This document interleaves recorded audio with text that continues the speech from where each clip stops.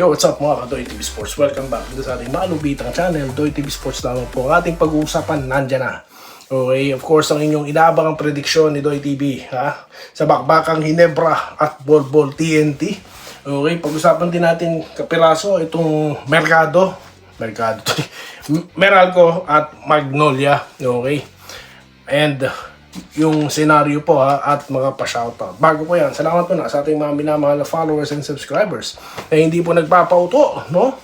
At hindi po nagpapaloko sa mga fake news vloggers. Salamat po sa patuloy na pagsuporta. Kaya kung kayo ganyan, ano pa hinihintay nyo? Follow and subscribe na mga boss. Alright, dito na tayo sa ating gustong pag-usapan. No? Bibilisan ko lang ito. Mahalaga po ang mga laban ngayon. Okay, kasi nga po, sa standings, ang gagalaw dyan, of course, yung 1 to 8. So, sino ba yung mga magpapagalaw dyan? Ito na. Parang ang pangit na magpapagalaw. Hindi. Yung Magnolia muna at Meralco. Kung titignan nyo po ang lineup, kung susumahin mo, parang match na match. Kaya po ang sarap panoorin ito eh. Tapos yung impact po ng mga ito, no, kapag manalo at matalo sila, kung kayo fans ng Ginebra, liliko na tayo sa senaryo bibilisan na natin. Kasi alam nyo mga boss, dito sa aking sariling pag-aanalisa, okay? Kahit po manalo ang Meralco at kahit manalo din itong Magnolia, parang wala pong ligtas ang Ginebra at makakalaban po nila, no? Okay. Tama, ang SMB. No, kung, di ba? Yan po ang prediction ko bago po ang laban, ng Ginebra at ng TNT. Ngayon, papasok na tayo rito sa TNT Ginebra. Okay? Ano bang prediction ni Doy TV dyan?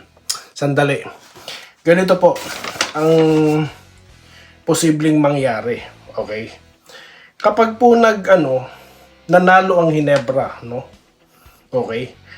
Tapos ang manalo, it's either Meralco at Magnolia.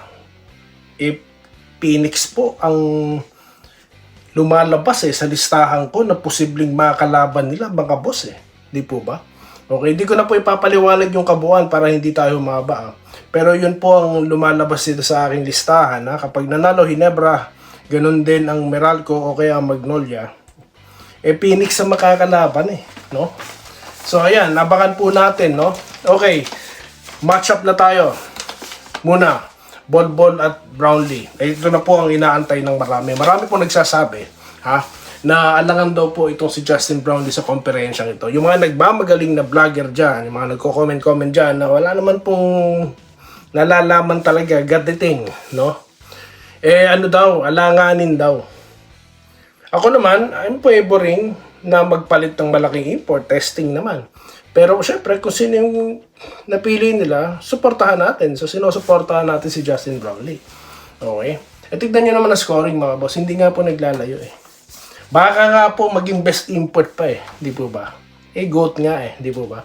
So, ngayon sa matchup po ng NBA caliber na si Bol at si Brownlee. Kanino tayo dyan? Of course, Justin Brownlee tayo mga boss. Yes, si Bol halos wala na po makapigil dyan.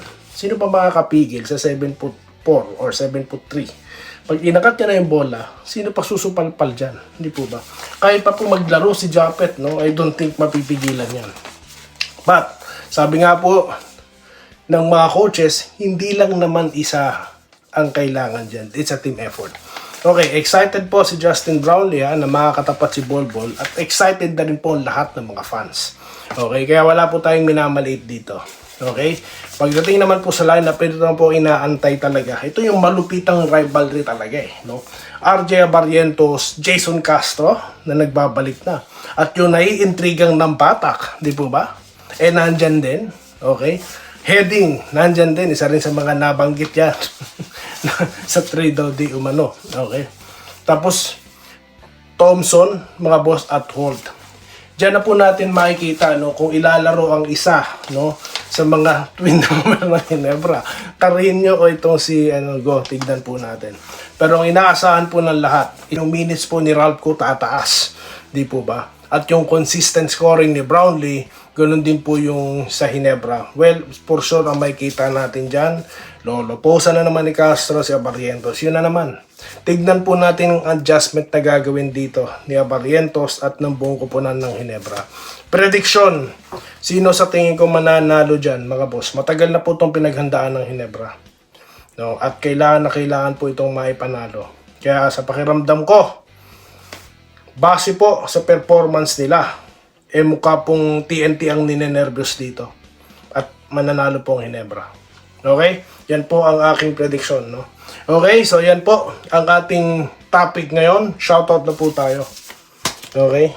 So ito po hindi lang tayo basta Ginebra pan Siyempre, ako, pag di nagkatotoo tong prediction ko, malamang sa malamang, yung mga haters nakaabang yan. Babanat po yan ng asar.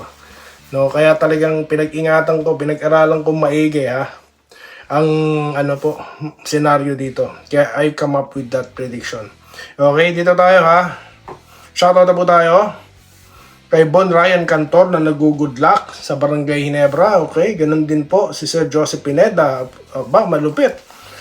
Nagla-lunch, nanonood kay Doy TV Okay, salamat po sir Mabuhay po kayo. Okay, ganun din po kay Sir Lawrence Craig. Hello Lords, good PM po. Excited naman ang ating mga kabarangay.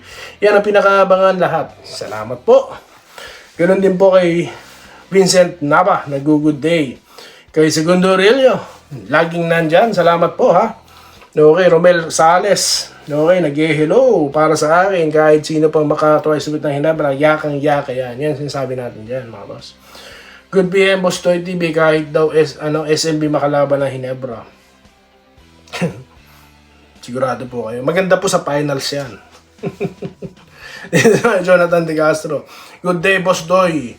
Pa-shoutout po ang asawa ko na si Sally De Castro sa lahat ng taga North Sagaray, Bulacan. Ayan, kay Ma'am Sally De Castro, shoutout po sa inyo. Okay, pwede yung monsoon sa Ginebra, walang slasher sa... Ano po itong sinasabi nyo? Ito po ba yung... May nag-like pa sa kanya. Ito po ba yung kumakalat sa social media na si Jeremiah Gray? Ano daw? Ipapalit ng Ginebra. Alam ko na screenshot ko yan Alam nyo mga boss, no, kung bago kayo kay Doy TV, okay, hindi po tayo nagpapaniwala sa mga ganyan. Alam nyo po kung nasa tamang katinuan, no? Halimbawa ako na lang, iano ko na lang sa akin, kung ako may-ari ng Titan, papayagan ko yung trade na yan. Pasintabi po kay Jeremiah Gray, pero hindi. Nakita nyo naman po, total package yung monsoon Kung di man umiscore yan, depensa yan.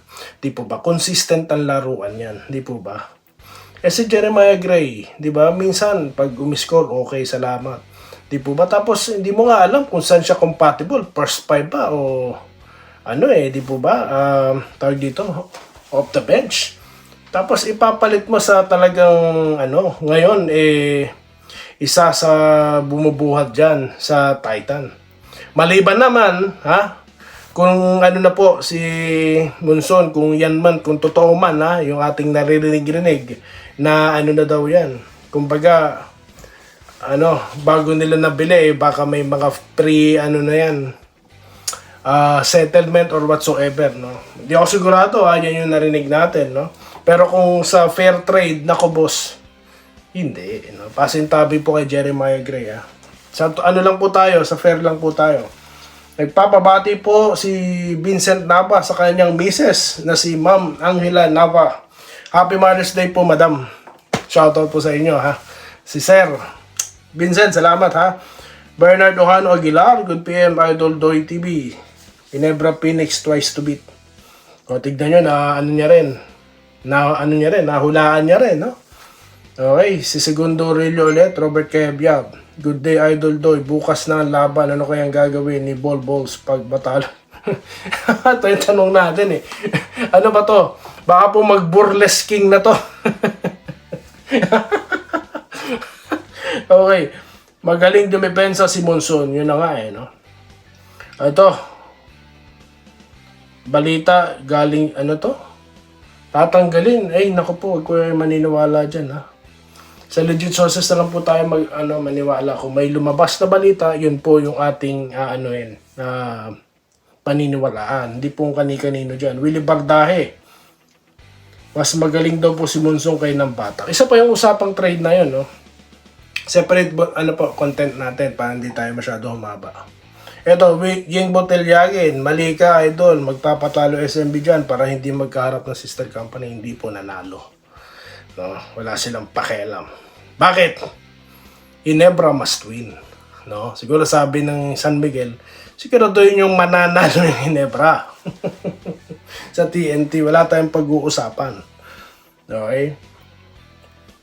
Okay, so yun lang po, Charlie Asierto. So shoutout po sa inyong lahat ha. Okay, at ganun din po sa mga mother, no. Of course sa aking mom, no.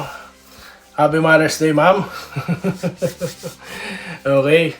So, yun po ha. Salamat po sa inyong lahat at mabuhay po kayo ha. At magkita-kita tayo sa mga susunod na video content dito lamang sa ating channel, Doy TV Sports lamang po ha. Mabuhay po kayong lahat. Happy Mother's Day sa lahat ng mothers dyan. Ma'am Irene Quiles, si Ma'am Minerva Nimba, sa marami po, si Ma'am Yam, di ko alam kung mother na ba siya.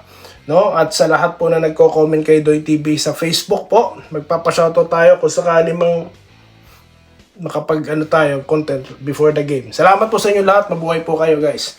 Stay safe at yun po. Kita-kita tayo mamaya.